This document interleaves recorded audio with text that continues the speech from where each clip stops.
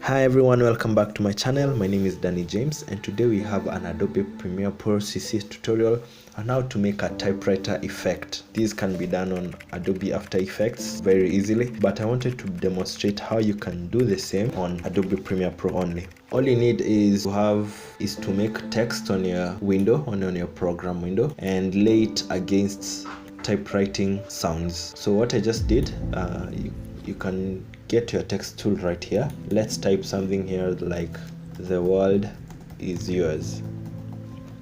Take note, you can go to your effects controls, and under here you can alter these things. And the thing I would like you to look at is the kerning. The kerning is the space between letters. I'd like for it not to be so small yet not so big, but it's recommended to have just a good amount of space if you're going to do this. This is our text now.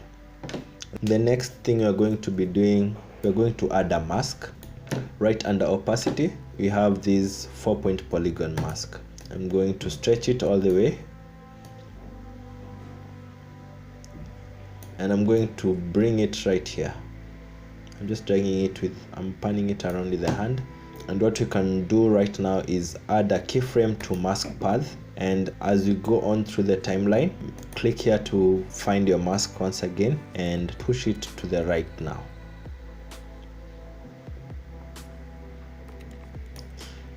If it gets small, just make it bigger.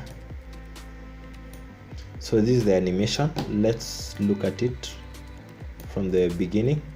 I'd like for it to begin before these words, so I'm going to take it before here and make sure the feather is also at 0.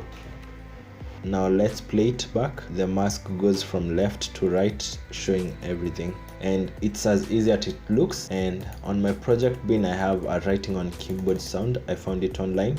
Just go on Google and type writing on keyboard sounds.